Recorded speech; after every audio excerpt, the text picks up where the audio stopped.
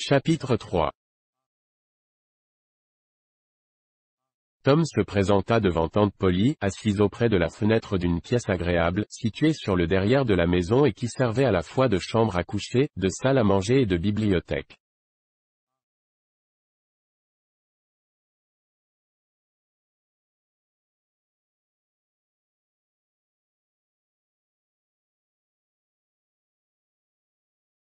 Les parfums de l'été, le calme reposant, le bourdonnement berceur des abeilles avaient accompli leur œuvre et la vieille dame dodelinait de la tête sur son tricot, car elle n'avait pas d'autre compagnon que le chat endormi sur ses genoux.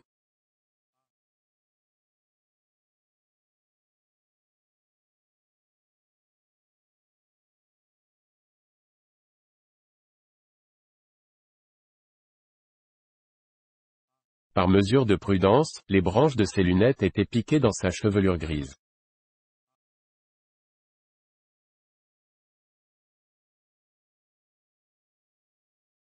Persuadée que Tom avait abandonné sa tâche depuis longtemps, elle s'étonna de son air intrépide et de son audace.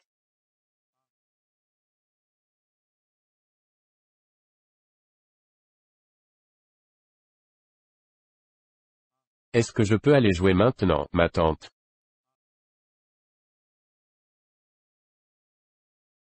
Quoi, déjà? Où en es-tu de ton travail? J'ai tout fini, ma tante. Tom, ne mens pas, j'ai horreur de cela. Je ne mens pas, ma tante. Tout est fini.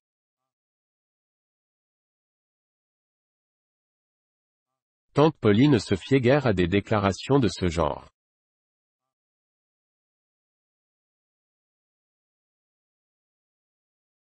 Elle sortit, afin d'en vérifier l'exactitude par elle-même. Elle se fut d'ailleurs estimée très heureuse de découvrir 20% de vérité dans les affirmations de Tom.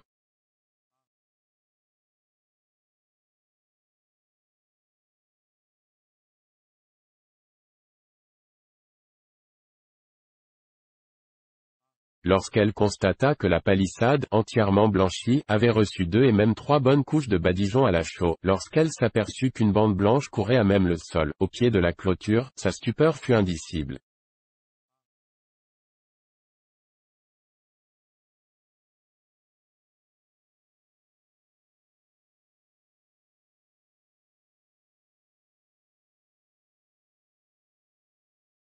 Je n'aurais jamais cru cela, s'exclama-t-elle.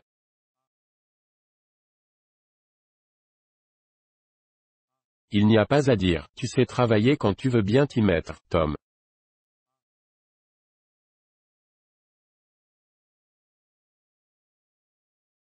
Malheureusement, je suis forcé de reconnaître que l'envie ne t'en prend pas souvent, ajouta-t-elle, atténuant du même coup la portée de son compliment.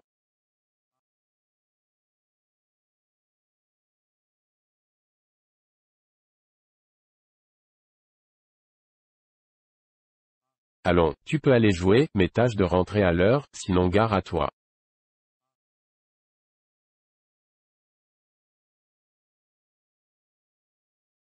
La vieille dame, émue par la perfection du travail de Tom, le ramena à la maison, ouvrit un placard, choisit l'une de ses meilleures pommes et la lui offrit en même temps qu'un sermon sur la valeur et la saveur particulière d'un cadeau de ce genre quand il est la récompense de vertueux efforts et non pas le fruit d'un péché.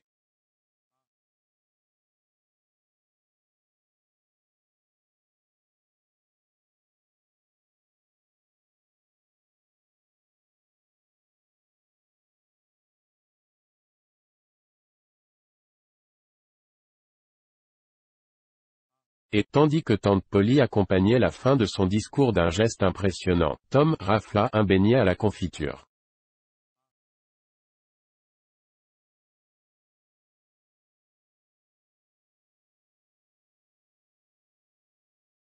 Comme il s'éloignait, il vit Sid s'engager dans l'escalier extérieur qui donnait accès aux chambres du second étage situées derrière la maison.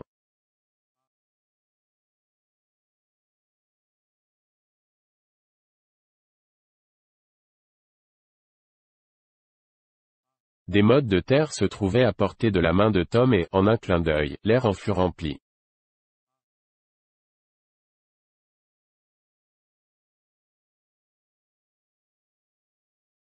Elles s'abattirent furieusement autour de Sid comme une averse de grêle et, avant que Tante Polly eût recouvré sa présence d'esprit et se fût précipité à la rescousse, 6 ou 7 mottes avaient atteint leur objectif et Tom avait disparu par-dessus la palissade du jardin.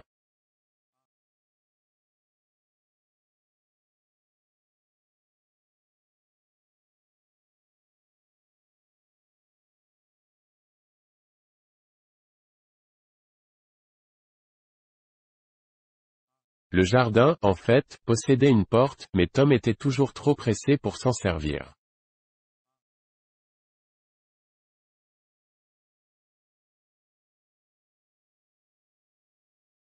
Désormais Tom avait l'âme en paix. Il avait réglé son compte à Sid, lui apprenant ainsi ce qu'il en coûtait d'attirer l'attention sur le fil noir de son col et de lui créer des ennuis.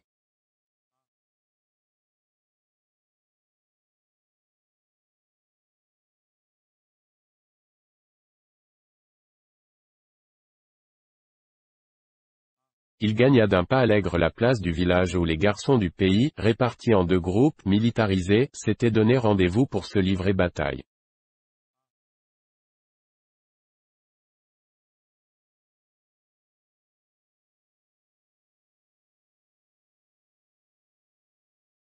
Tom était général en chef d'une de ces armées, Joe Harper, son ami intime, commandait l'autre.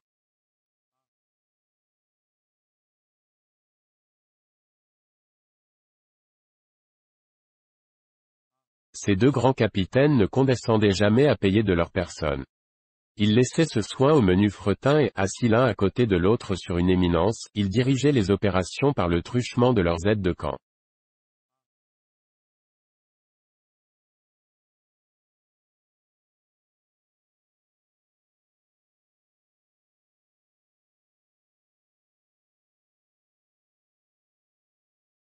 L'armée de Tom remporta une grande victoire après un combat acharné.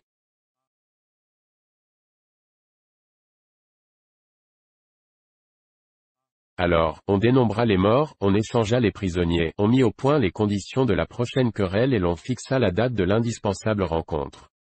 Ensuite les 2 armées formèrent les rangs et s'éloignèrent, tandis que Tom s'en revenait tout seul chez lui.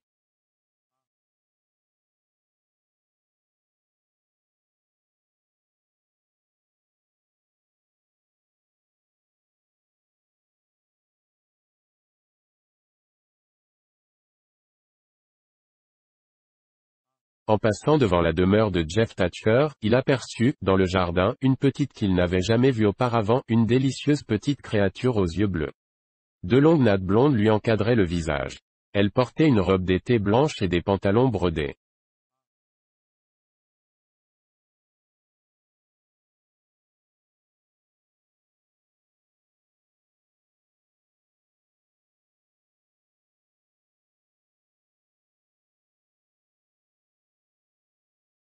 Le héros paré d'une gloire récente tomba sous le charme sans coup férir.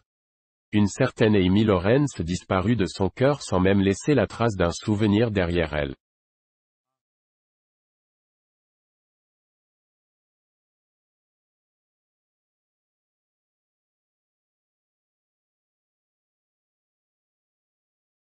Il avait cru l'aimer à la folie. Il avait pris sa passion pour de l'adoration, et voyez un peu, ce n'était qu'une pauvre petite inclination.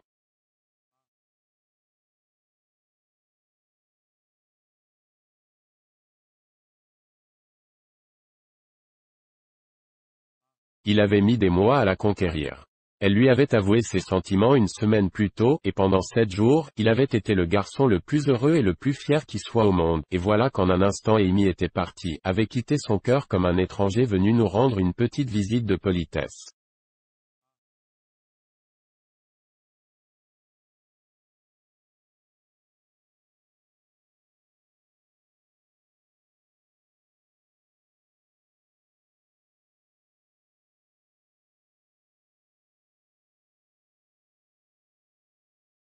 Tom adora ce nouvel ange descendu du ciel jusqu'au moment où il se vit découvert. Alors, il feignit de ne pas s'apercevoir de la présence de la fille et, recourant à toutes sortes de gamineries ridicules, se mit à faire le pan pour forcer son admiration.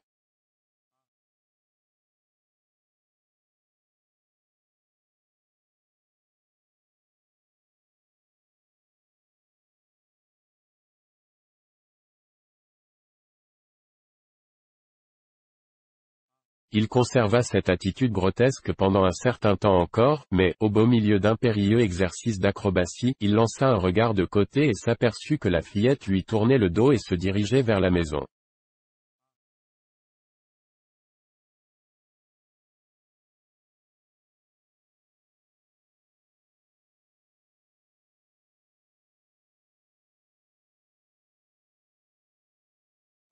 Tom s'approcha de la clôture du jardin et se pencha par-dessus dans l'espoir qu'elle ne rentrerait pas tout de suite.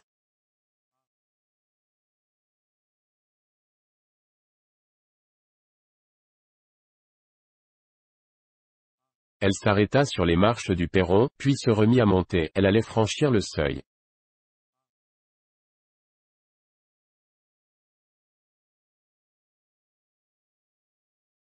Tom poussa un gros soupir. Et son visage s'illumina aussitôt car, avant de disparaître, la petite lui lança une pensée par-dessus la clôture.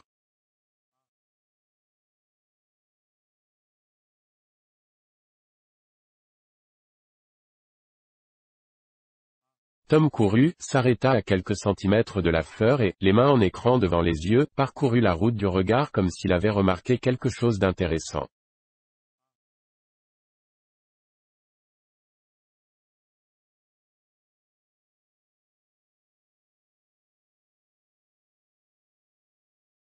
Ensuite, il ramassa un long brin de paille, le posa en équilibre sur son nez et, tout en se livrant à ce difficile exercice, il se rapprocha insensiblement de la pensée.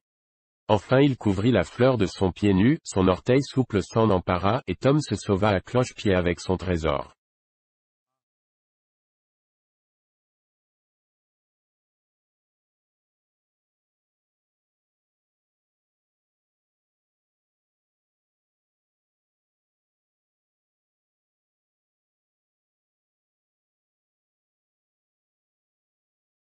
Dès qu'il eut échappé aux yeux indiscrets, il enfouit la pensée dans sa veste tout près du cœur à moins que ce ne fût près de son estomac, ses notions d'anatomie n'étaient pas très précises.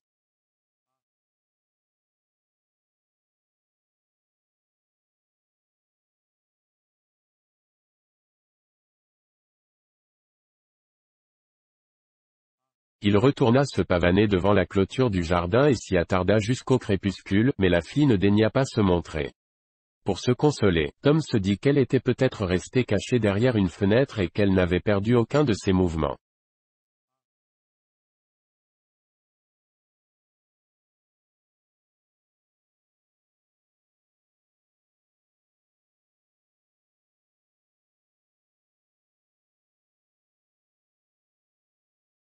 En désespoir de cause, il reprit le chemin du logis, la tête farcie de visions enchanteresses.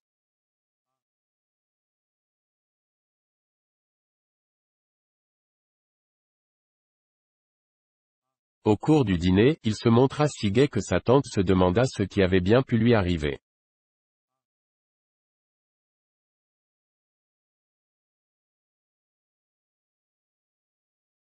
Il se fit gronder pour avoir lancé des mottes de terre acide mais il n'y prit pas garde.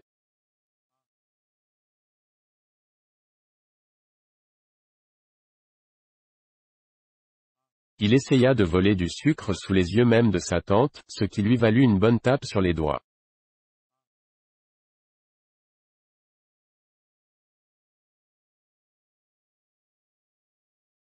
Tante, dit-il, tu ne battes pas Sid quand il prend du sucre.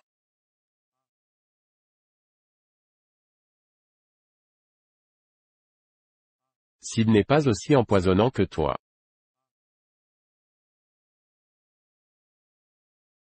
Si je ne t'avais pas à l'œil, tu mangerais tout le sucre.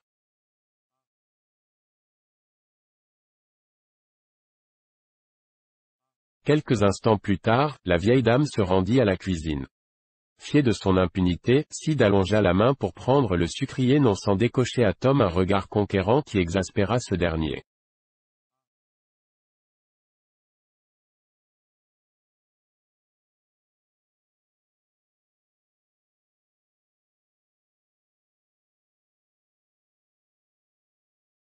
Mais les doigts de Sid glissèrent.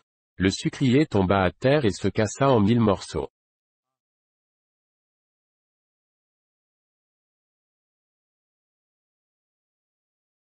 Cet accident plongea Tom dans un tel ravissement qu'il réussit à tenir sa langue et observa un mutisme absolu.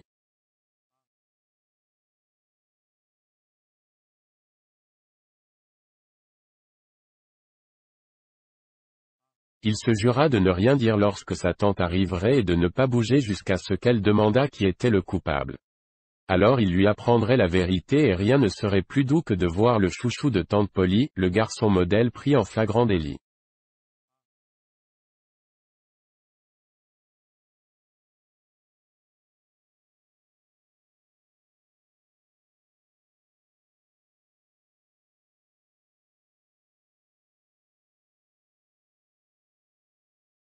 Il exultait à tel point qu'il eut bien du mal à se contenir lorsque la vieille dame revint et contempla le désastre, les yeux chargés d'éclairs menaçants.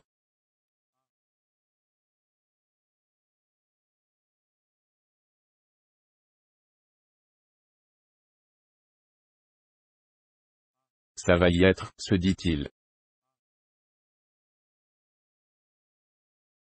Mais le moment venu il était déjà étalé de tout son long sur le plancher.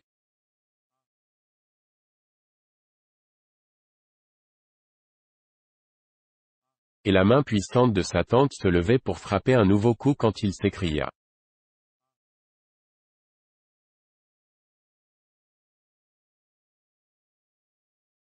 Arrête, qu'est-ce que j'ai fait, encore? C'est Sid qui a cassé le sucrier. Tante Polly demeura perplexe et Tom la regarda d'un air suppliant.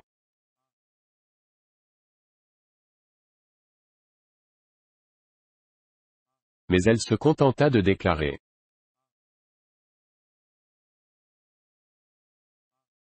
Ce sera pour les fois où tu n'as pas été puni quand tu le méritais.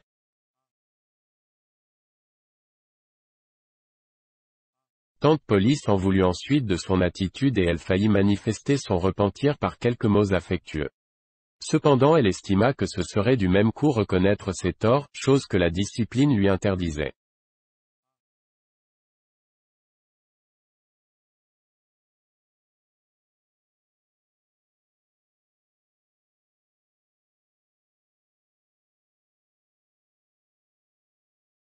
Elle prit donc le parti de se taire et, le cœur rempli de doutes, continua de vaquer aux soins du ménage.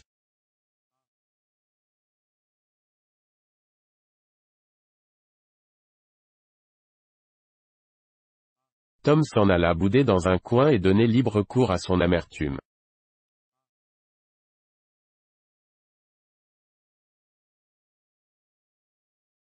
Il savait qu'au fond d'elle-même, sa tante regrettait son geste.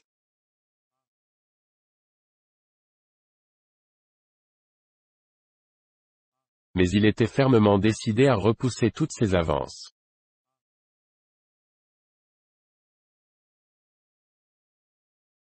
Il sentait sur lui de temps en temps un regard suppliant voilé de larmes, mais il restait de marbre.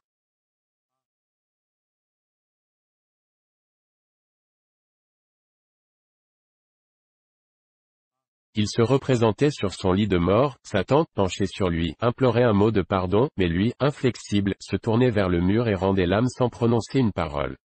Quel effet est-ce que ça lui ferait?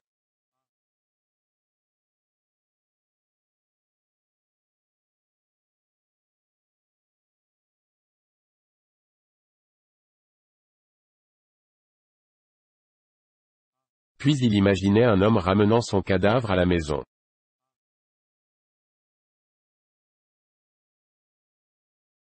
On l'avait repêché dans la rivière. Ses boucles étaient collées à son front et ses pauvres mains immobiles pour toujours. Son cœur si meurtri avait cessé de battre.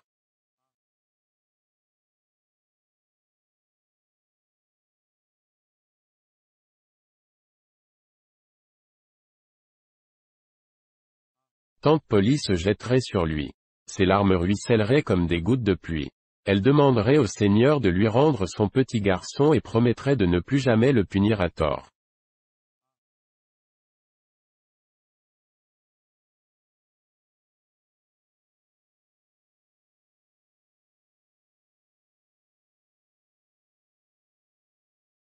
Mais il resterait là, raide et froid devant elle, pauvre petit martyr dont les mots avaient pris fin.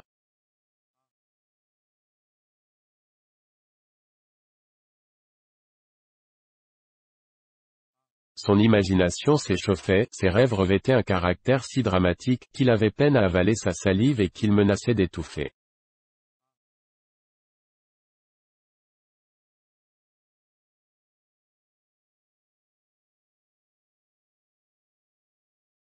Ses yeux s'emplissaient de larmes qui débordaient chaque fois qu'il battait des paupières et coulaient le long de son nez. Il se complaisait dans sa douleur.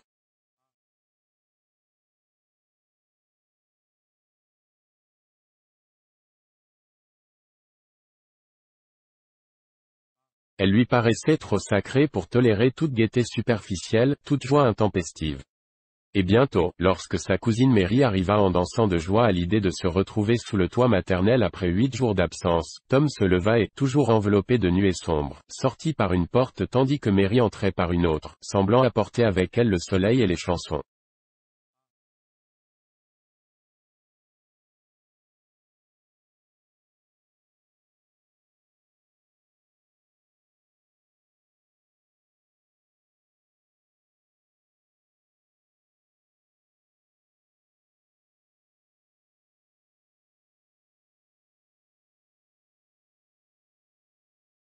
Il évita les endroits fréquentés par les autres garçons et chercha des lieux désolés en harmonie avec son état d'âme.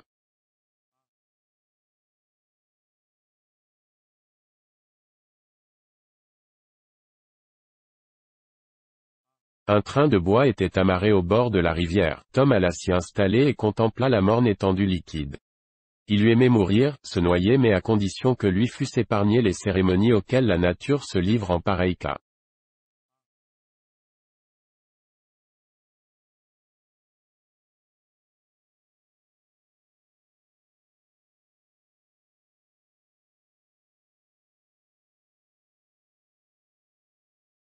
Alors, il songea à sa pensée. Il sortit la fleur de sa veste.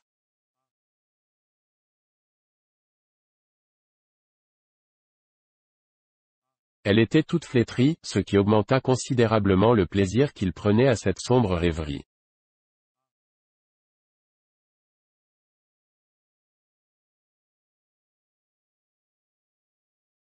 Il se demanda si elle le plaindrait, si elle savait.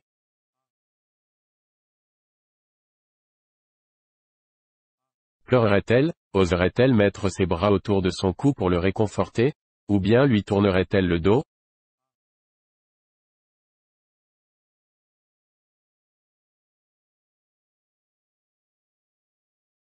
Lui témoignerait-elle autant de froideur que le reste du monde?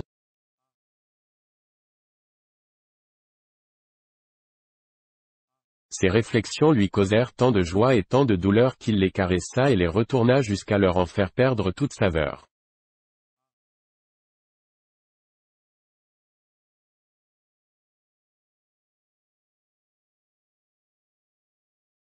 Finalement, il se leva, poussa un soupir et s'en alla dans l'obscurité.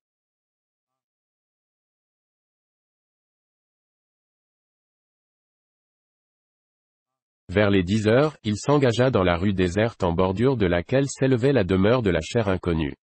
Il s'arrêta un instant. Nul bruit ne venait frapper son oreille. Une bougie éclairait d'une lueur confuse le rideau d'une fenêtre du second étage.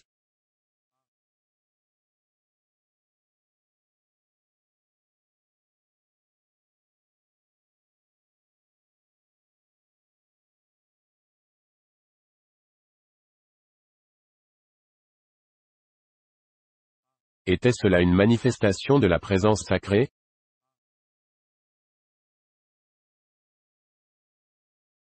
Tom escalada la clôture du jardin, se glissa en tapinois au milieu des massifs et se posta juste au-dessous de la fenêtre éclairée. Le cœur battant d'émotion, il la contempla un long moment, puis il s'allongea sur le sol, les mains jointes sur la poitrine, sa pauvre fleur flétrie entre les doigts.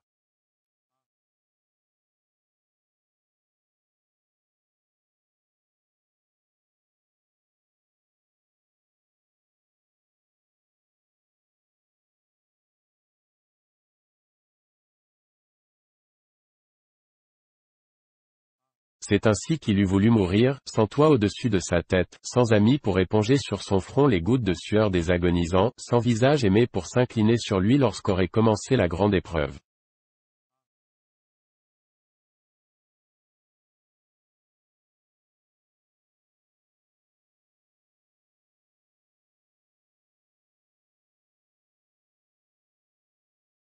C'est ainsi qu'elle le verrait le lendemain matin lorsqu'elle se pencherait à la fenêtre pour se faire caresser par le soleil joyeux.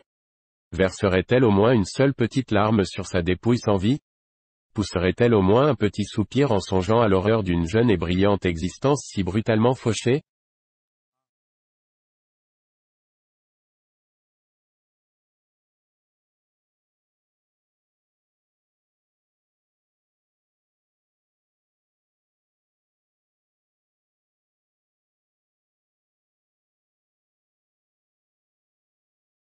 La fenêtre s'ouvrit. La voix discordante d'une bonne profana le calme sacré de la nuit et un torrent d'eau s'abattit sur les restes du pauvre martyr.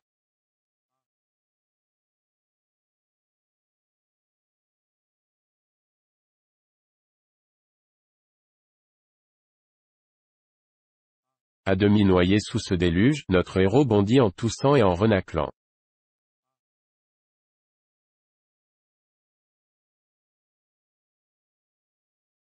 Un projectile siffla dans l'air en même temps que retentissait un juron. On entendit un bruit de verre brisé et une petite silhouette indistincte bondit par-dessus la palissade avant de s'effacer dans les ténèbres.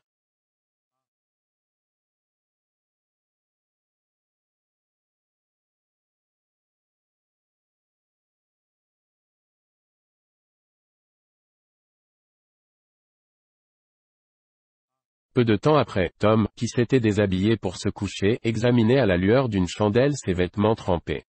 Sid se réveilla, mais si jamais l'idée lui vint de se livrer à quelques commentaires, il préféra les garder pour lui car dans les yeux de Tom brillait une flamme inquiétante.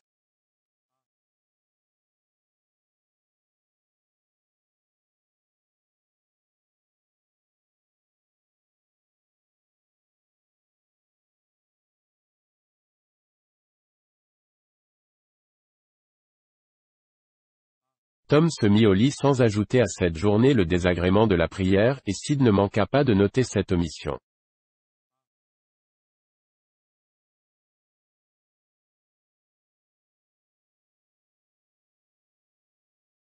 Chapitre 4. Le soleil se leva sur un monde paisible et étendit sa bénédiction au calme village.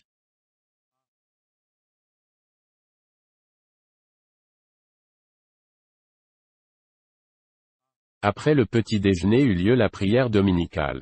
Tante Polly commença par de solides citations bibliques assorties de commentaires personnels.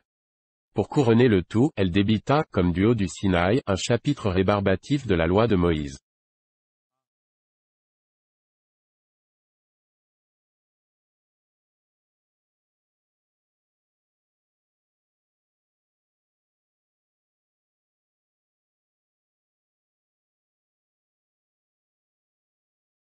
Puis Tom s'arma de courage et se mit à apprendre ces versets.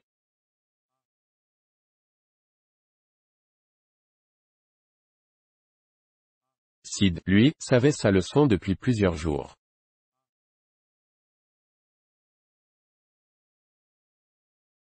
Tom fit appel à toute son énergie pour s'enfoncer dans la tête les 5 versets qu'il avait choisis dans le sermon sur la montagne faute d'avoir pu en trouver de plus courts.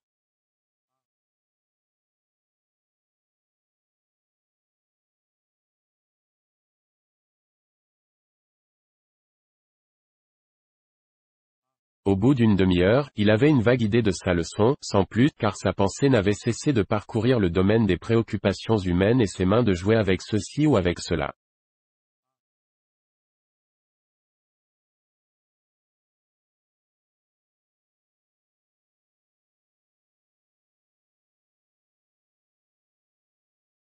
Sa cousine Mary lui prit son livre et lui demanda de réciter ce qu'il avait retenu.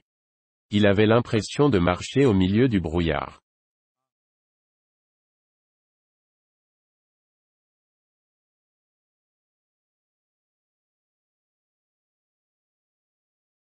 Bienheureux les. Les pauvres. Oui, les pauvres. Bienheureux les pauvres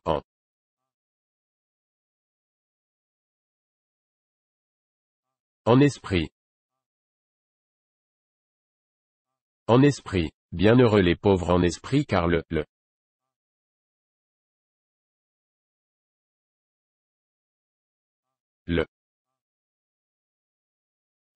car bienheureux les pauvres en esprit car le royaume des cieux est à eux.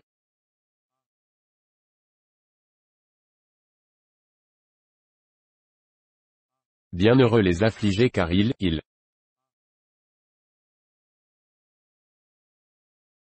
se, car ils, S-E-R. Car il sert, je ne sais plus. Seront. Ah, c'est ça, car ils seront affligés, bienheureux ceux qui seront, ceux qui, s'affligeront car ils seront quoi?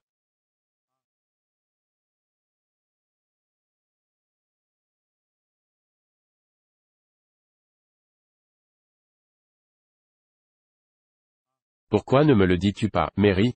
Pourquoi es-tu si méchante?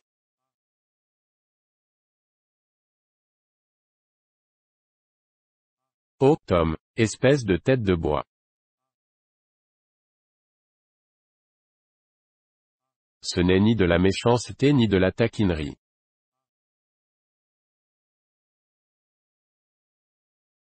Il faut que tu apprennes ta leçon. Allons, ne te décourage pas. Tu y arriveras. Et si tu y arrives, je te donnerai quelque chose de très joli.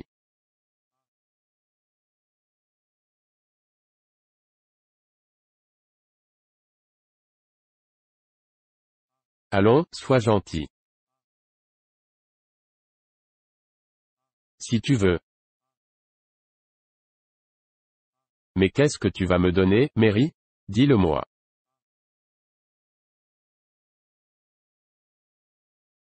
Ne t'occupe pas de cela pour le moment. Tu sais très bien que si je t'ai dit que ce serait joli c'est que c'est vrai.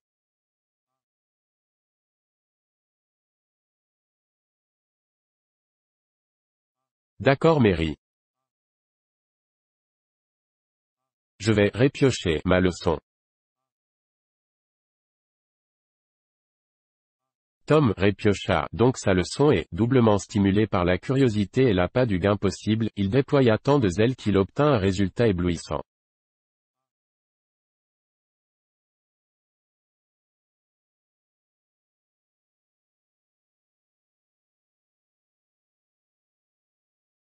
Mary lui donna un couteau, Barlow, tout neuf qui valait bien 1200, et la joie qu'il en ressentit l'ébranla jusqu'au tréfonds de son être.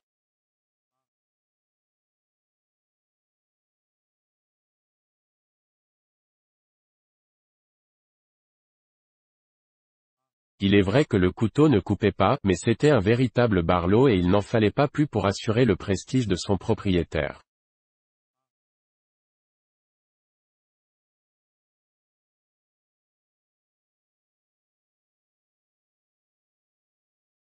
Tom parvint à égratigner le placard avec, et il s'apprêtait à en faire autant sur le secrétaire quand il reçut l'ordre de s'habiller pour se rendre à l'école du dimanche.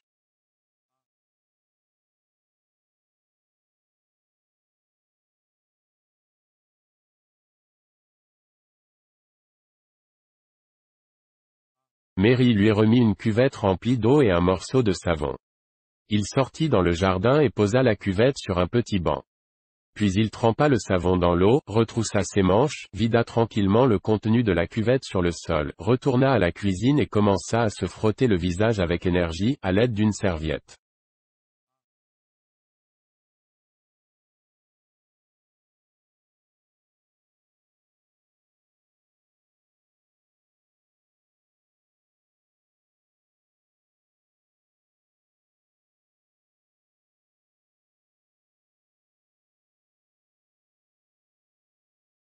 Par malheur, Mary s'empara de la serviette.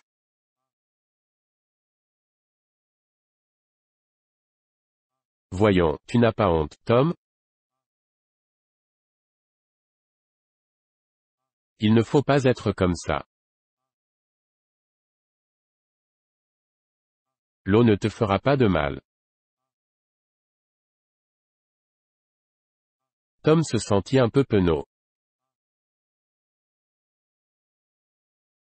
La cuvette fut remplie de nouveau et cette fois, prenant son courage à deux mains et poussant un gros soupir, Tom fit ses ablutions.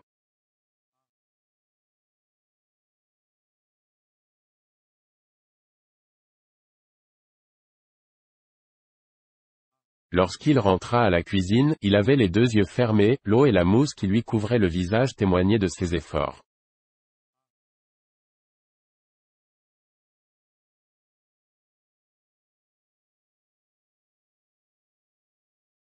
Tâtonnant comme un aveugle, il chercha la serviette. Lorsqu'il se fut essuyé, on vit apparaître sur son visage une espèce de masque blanchâtre qui s'arrêtait à la hauteur des yeux et au niveau du menton.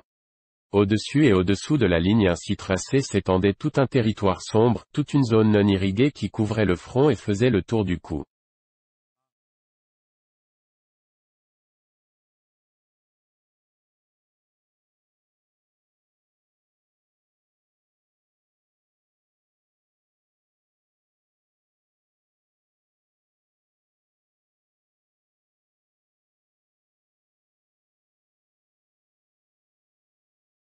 Mary se chargea de remédier à cet état de choses, et Tom sortit de ses mains semblables, sous le rapport de la couleur, à tous ses frères de race. Ses cheveux embroussaillés étaient bien peignés et ses mèches bouclées disposées sur son front avec autant de grâce que de symétrie.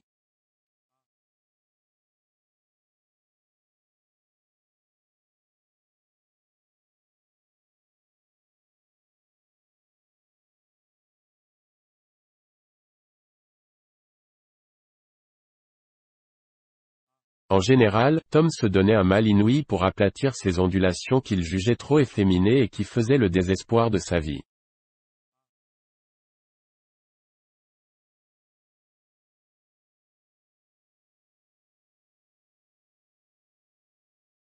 Ensuite Mary sortit d'une armoire un complet dont il ne se servait que le dimanche depuis 2 ans et que l'on appelait simplement ses autres vêtements, ce qui nous permet de mesurer l'importance de sa garde-robe.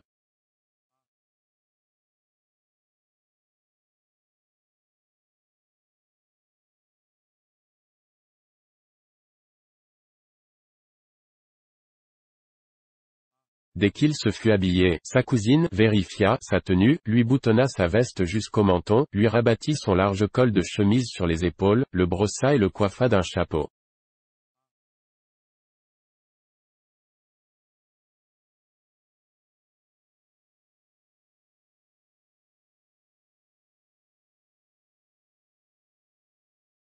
Il escompta un moment que Mary oublierait ses souliers, mais ses espérances furent déçues. Elle les enduisit de suif, selon la coutume, et les lui apporta.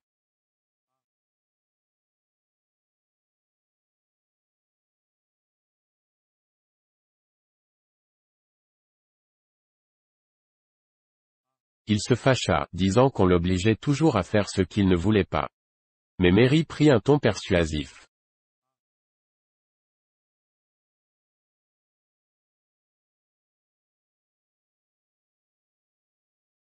S'il te plaît, Tom. C'est bien, tu es un gentil garçon. Et il enfila ses souliers en grognant.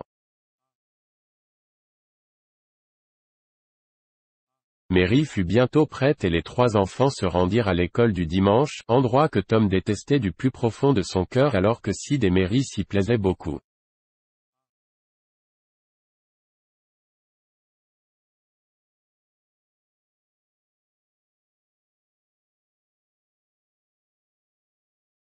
La classe durait de 9 heures à 10h30 et était suivie du service religieux.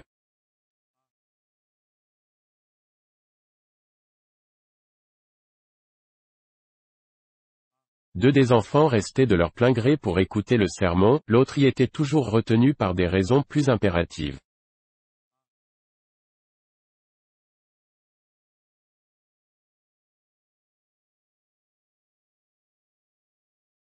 L'église, édifice de style très dépouillé, était surmontée d'un simple clocheton en bois de pin et pouvait contenir environ 300 fidèles qui s'asseyaient sur des bancs sans coussin.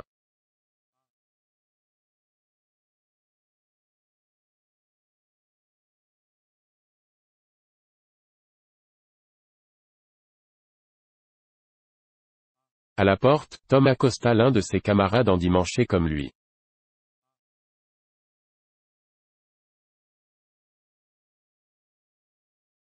Dis donc, Bill, tu as un bon point jaune?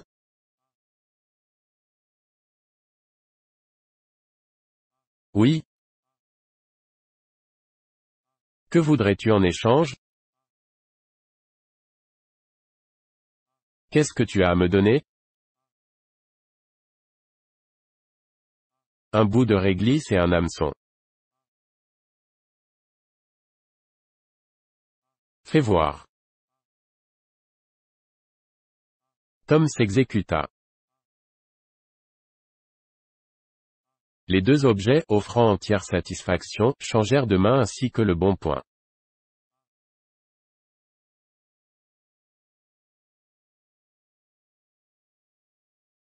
Ensuite, Tom troqua une paire de billes blanches contre 3 bons points rouges et quelques autres bagatelles contre 2 bons points bleus.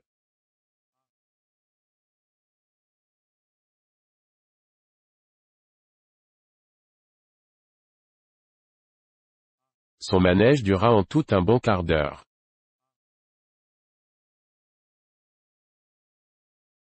Lorsqu'il eut terminé, il entra à l'église en même temps qu'une nuée de garçons et de filles bien lavés et fort bruyants. Il gagna sa place et aussitôt commença à se chamailler avec son voisin.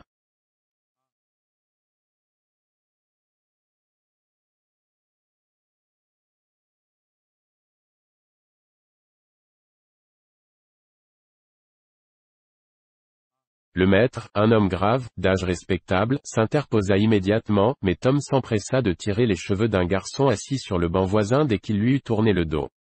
Quand il fit volte-face, Tom était plongé dans son livre de prière. Non content de cet exploit, il donna alors un coup d'épingle à un autre de ses condisciples pour le plaisir de l'entendre crier aïe et s'attira une nouvelle réprimande.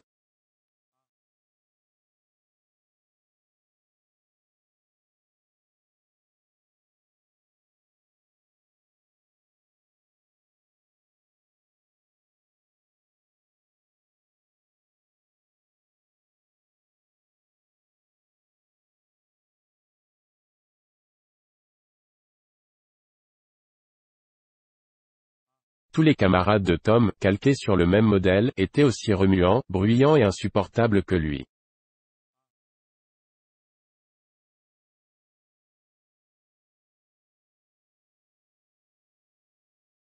Lorsqu'on les interrogeait, aucun d'eux ne savait correctement sa leçon et il fallait à chaque instant leur tendre la perche.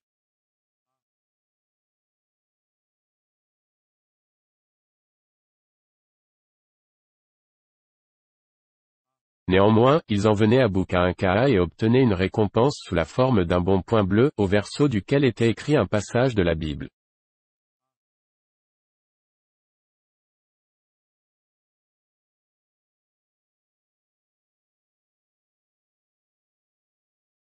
Chaque bon point bleu représentait 2 versets récités par cœur. 10 bons points bleus équivalaient à un rouge et pouvaient être échangés contre lui. 10 bons points rouges donnaient droit à un bon point jaune et pour 10 bons points de cette couleur, le directeur de l'école remettait à l'élève une Bible qui en ces temps heureux valait 40 cents.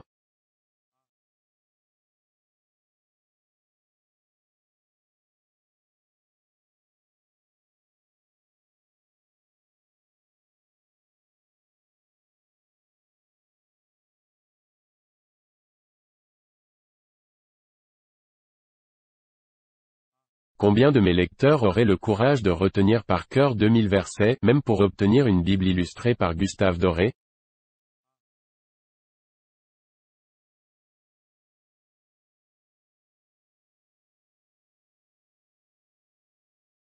Pourtant, c'était grâce à ce procédé que Mary avait acquis 2 Bibles.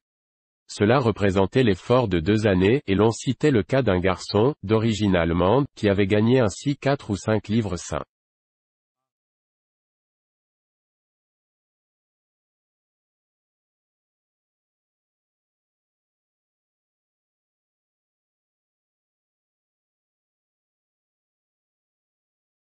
Un jour, il lui était arrivé de réciter 3000 versets d'affilée, mais un tel abus de ses facultés mentales l'avait rendu à peu près idiot, véritable désastre pour l'école, car dans les grandes occasions le directeur faisait toujours appel à ce garçon pour parader, ainsi que le disait Tom dans son langage.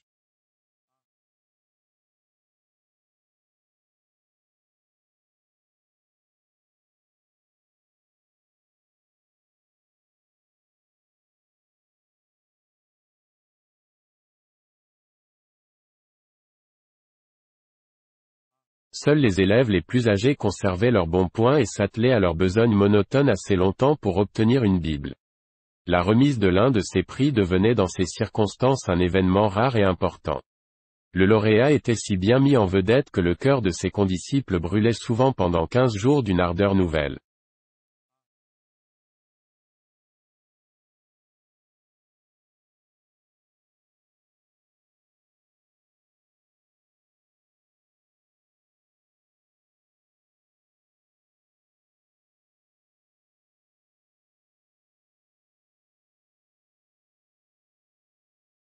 Il est possible que Tom n'ait jamais tenu à la récompense en soi, mais il est incontestable qu'il avait pendant des jours et des jours rêvé à la gloire qui s'attachait au héros de la cérémonie.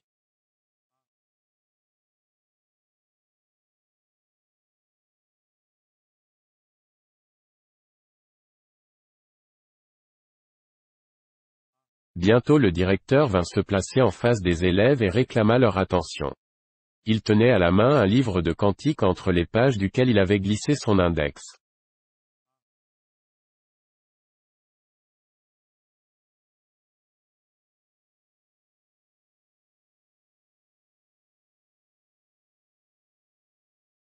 Lorsque le directeur d'une école du dimanche fait son petit discours rituel, un recueil de cantiques lui est aussi nécessaire que l'inévitable partition au chanteur qui s'avance sur une scène et s'apprête à chanter un solo dans un concert. Il y a là quelque chose de mystérieux car, dans l'un ou l'autre cas, le patient n'a réellement besoin ni du livre ni de la partition.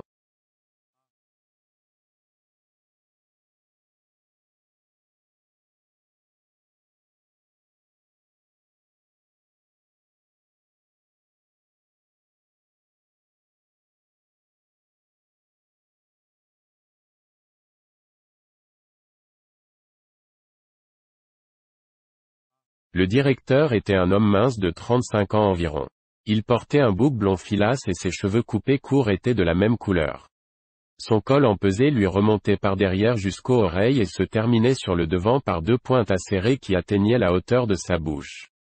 C'était en somme une sorte de carcan qui l'obligeait à regarder toujours droit devant lui ou bien à se retourner tout entier quand il désirait avoir une vue latérale des choses ou des gens.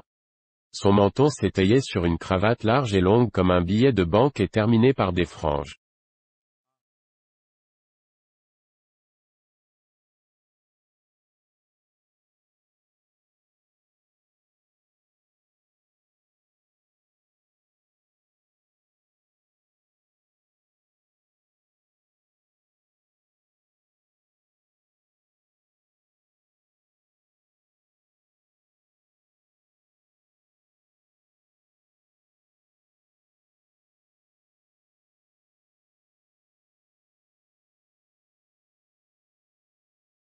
Monsieur Walters était très digne d'aspect et très loyal de caractère. Il avait un tel respect pour tout ce qui touchait à la religion, que le dimanche il prenait, à son insu, une voix qu'il n'avait pas les autres jours.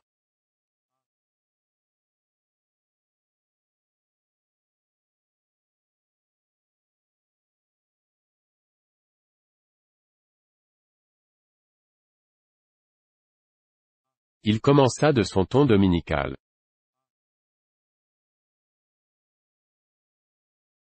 Allons, mes enfants, je voudrais que vous vous leviez et que vous vous teniez tous bien droit, bien gentiment et que vous m'accordiez votre attention pendant 1 ou 2 minutes.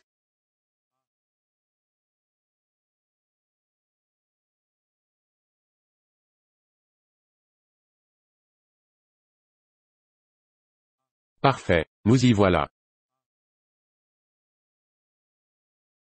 C'est ainsi que doivent se conduire de bons petits garçons et de bonnes petites filles.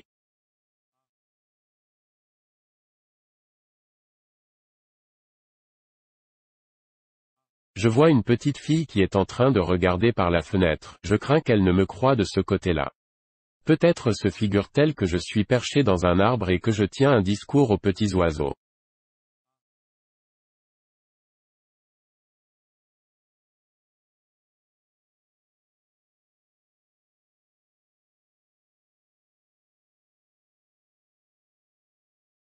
Murmure approbateur dans l'assistance. Je veux vous dire combien ça me fait plaisir de voir réunis en ce lieu tant de petits visages propres et clairs, tant d'enfants venus ici pour apprendre à se bien conduire et à être gentils.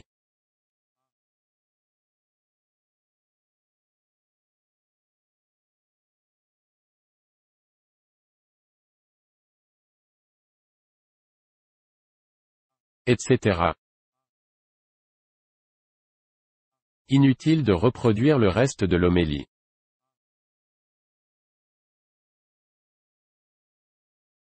Ce genre de discours nous étant familier, nous n'insisterons pas.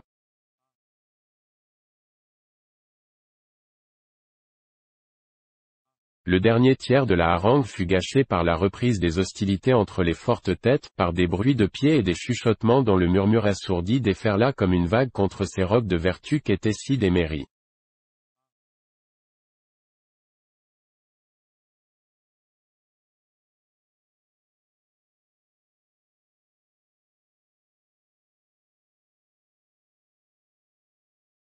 Cependant, le tapage cessa dès que M. Walters eut fermé la bouche, et la fin de son discours fut accueillie par une explosion de muette reconnaissance.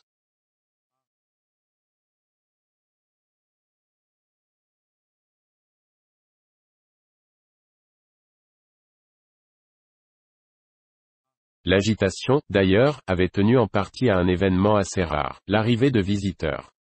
Accompagné d'un petit vieillard grêle, d'un bel homme entre deux âges, d'une dame distinguée, sans aucun doute l'épouse de ce dernier, maître Thatcher avait fait son entrée à l'église.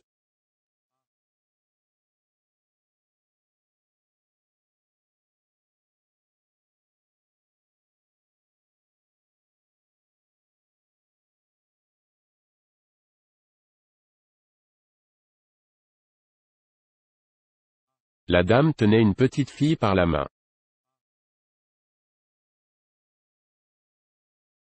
Depuis le début de la classe, Tom n'avait cessé de se débattre contre sa conscience. La vue d'Emmy Lawrence, dont il ne pouvait soutenir le regard affectueux, le mettait au supplice.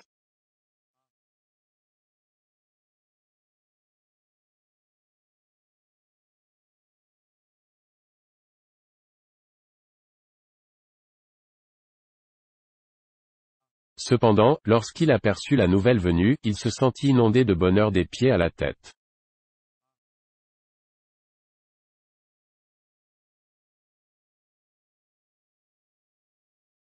Aussitôt, il commença à faire le paon, pinça ses camarades, leur tira les cheveux, fit des grimaces, bref se livra à toutes les facéties susceptibles, selon lui, de séduire une jeune personne.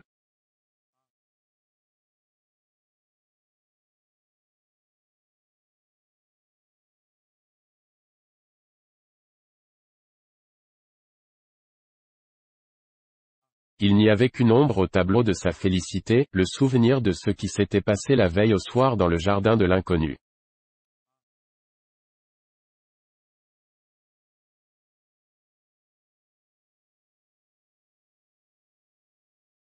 Les visiteurs s'assirent aux places d'honneur et, dès que M. Walters eut terminé sa harangue, il les présenta à ses élèves.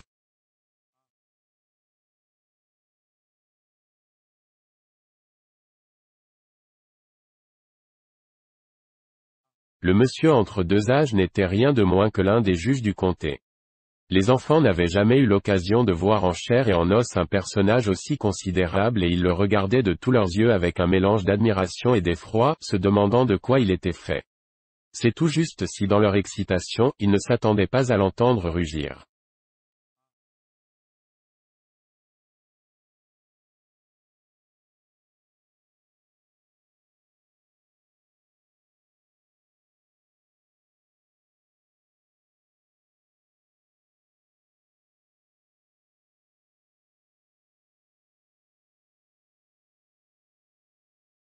Il venait de Constantinople, petite ville distante d'une vingtaine de kilomètres, ce qui voulait dire combien il avait voyagé et vu de pays. et que ses yeux avaient bel et bien contemplé le tribunal du comté qui, disait-on, avait un toit de tôle ondulée.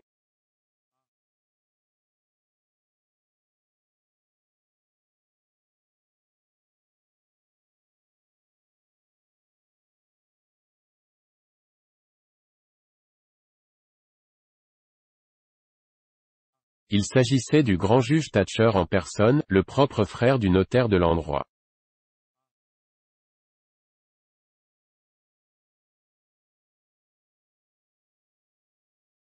Jeff Thatcher quitta les rangs et vint s'entretenir avec lui sous les yeux de ses camarades verts de jalousie.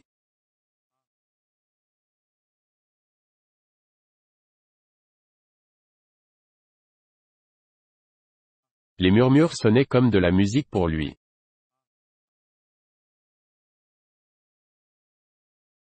Regarde donc, Jim.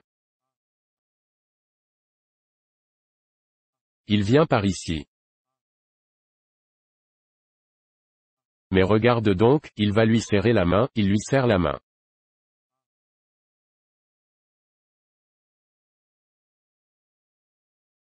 Eh bien, voudrais-tu être Jeff? Tout gonflé de son importance, Monsieur Walters s'agita, donna des ordres à tort et à travers.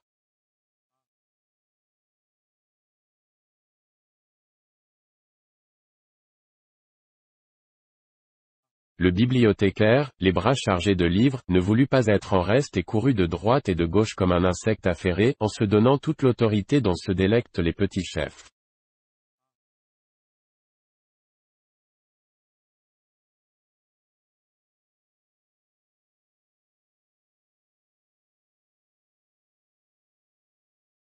La contagion gagna les jeunes maîtresses. Elles se penchèrent de façon charmante sur des élèves qu'elles avaient giflés l'instant d'avant, et avec un joli geste de la main, rappelèrent à l'ordre les mauvais sujets et caressèrent les cheveux de ceux qui se tenaient bien.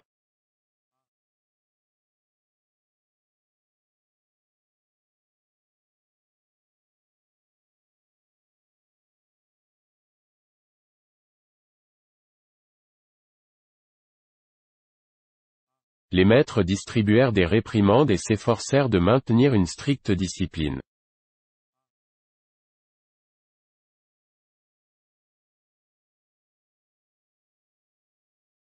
Les petites filles firent tout pour se faire remarquer, quant aux garçons, ils déployèrent tant d'ardeur à ne point passer inaperçus que l'air s'emplit de boulettes de papier et de murmures divers.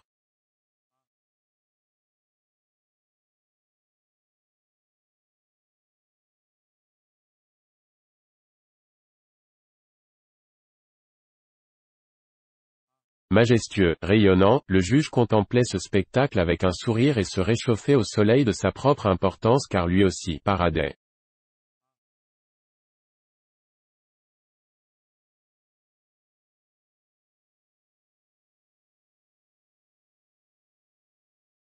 Une seule chose manquait à Monsieur Walters pour que sa félicité fût complète, pouvoir remettre une Bible d'honneur à un jeune prodige.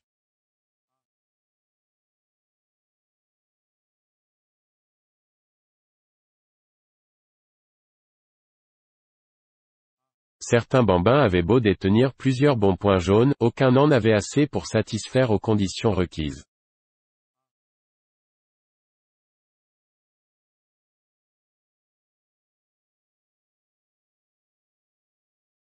Il eût donné n'importe quoi pour que ce garçon, d'origine germanique, fût en possession de toutes ses facultés mentales et figurât en ce moment au nombre de ses élèves.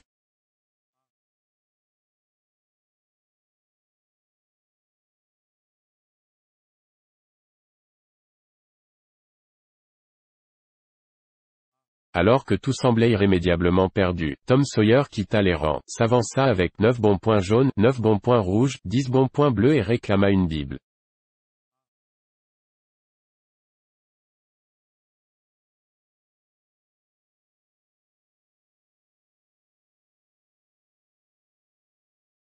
Coup de tonnerre dans un ciel serein. Monsieur Walters n'en croyait pas ses yeux, venant d'un tel sujet, il ne se serait pas attendu à semblable demande avant une dizaine d'années.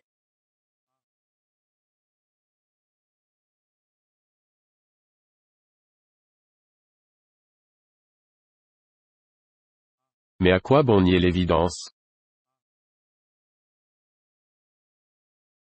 Appuyé par le nombre réglementaire de bons points, les prétentions de Tom étaient des plus justifiées.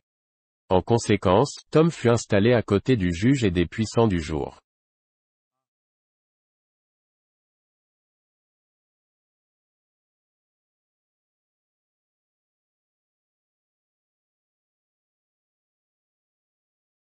Lorsque M. Walters annonça la nouvelle, ce fut une surprise comme on n'en avait pas connu au village depuis 10 ans. Du même coup, Tom se hissa au niveau du juge Thatcher et les élèves abasourdis eurent 2 héros à admirer au lieu d'un.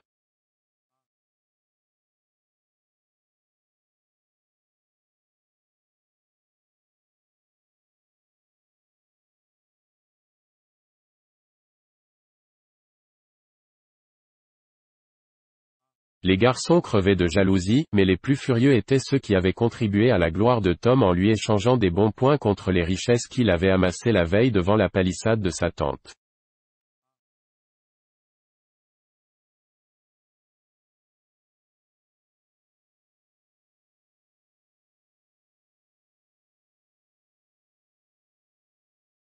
Il s'en voulait tout d'avoir été la dupe d'un escroc aussi retors, d'un serpent si plein de ruses.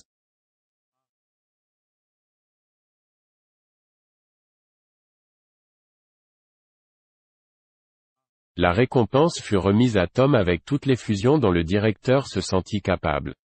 Néanmoins, ses paroles manquèrent un peu de conviction car le malheureux pensait qu'il y avait là un mystère qu'il valait mieux ne pas approfondir, que ce garçon-là, parmi tant d'autres, eût emmagasiné 2000 versets de la Bible, dépassait l'entendement car sa capacité normale d'absorption ne devait guère se monter à plus d'une douzaine de ces mêmes versets.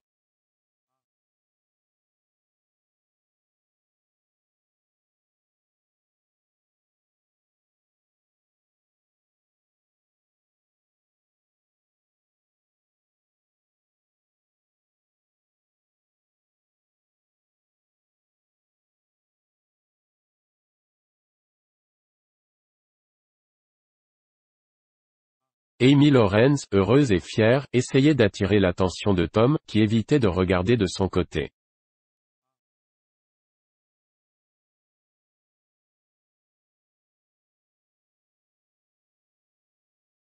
Elle en fut d'abord surprise, puis un peu inquiète et finalement, s'étant rendue compte d'où provenait l'indifférence de son ami, elle fut mordue par le serpent de la jalousie.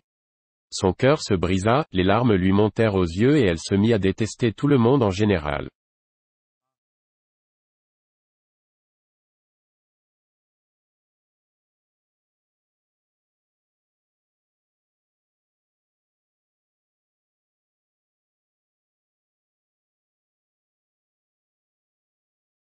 Et Tom en particulier. Tom fut présenté au juge. Son cœur battait, sa langue était comme paralysée, il pouvait à peine respirer.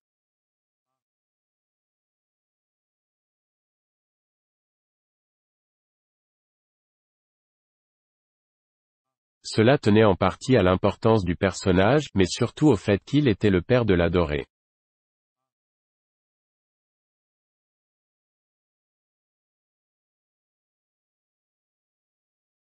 Le juge caressa les cheveux de Tom, l'appela « mon brave petit » et lui demanda son nom.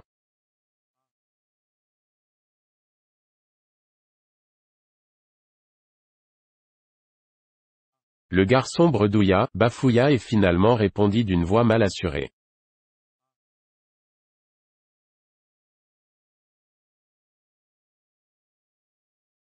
Tom. Oh, non, pas Tom, voyons. Non, Thomas. Ah, c'est bien ce qui me semblait. Tom, c'est un peu court.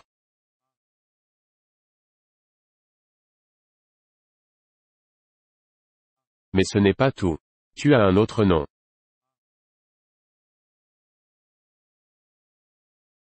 Allons, dis ton nom de famille au monsieur Thomas, intervint monsieur Walters. Et n'oublie pas de dire monsieur.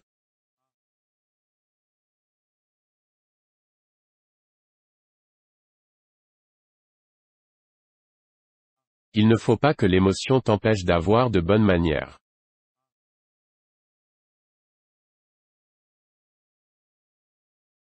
Thomas Sawyer, monsieur.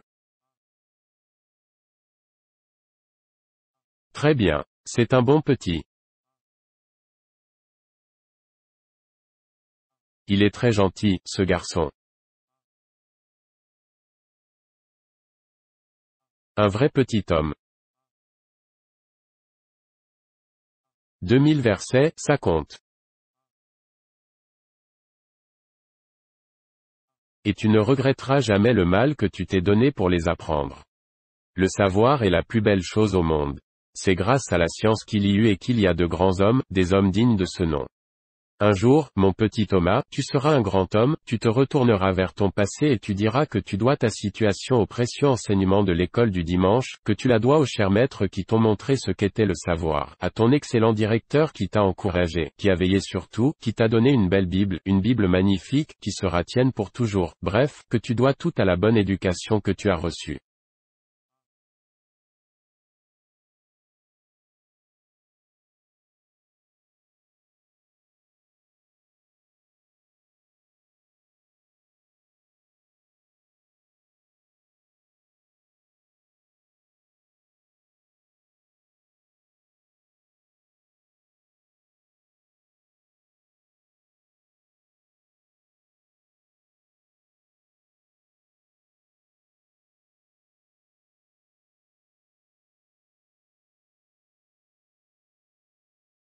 Voilà ce que tu diras, mon petit Thomas.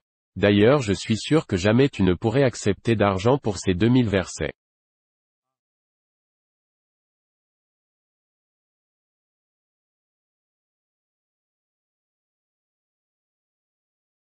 Et maintenant, tu ne refuseras pas de me répéter, ainsi qu'à cette dame, quelques-unes des choses que tu as apprises. Nous aimons beaucoup les jeunes garçons studieux.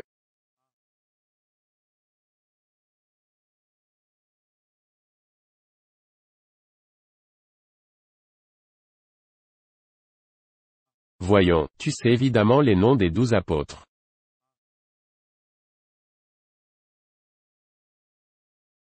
Veux-tu me dire quels furent les deux premiers? Tom ne cessait de tirailler un bouton de sa veste.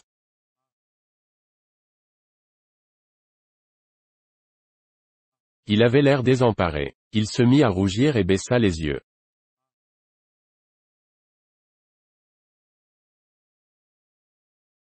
Le cœur de Monsieur Walters se serra.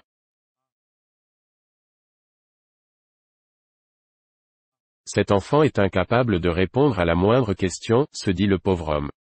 Pourquoi le juge l'a-t-il interrogé?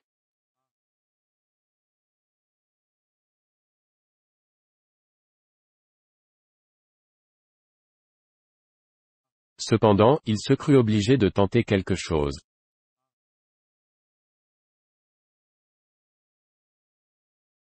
Allons, Thomas, fit-il, réponds donc à monsieur.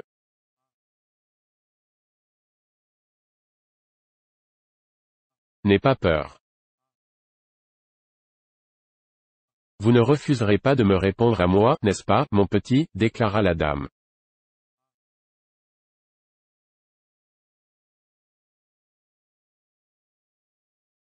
Les deux premiers disciples s'appelaient David et Goliath. La charité nous force à tirer le rideau sur le reste de cette scène.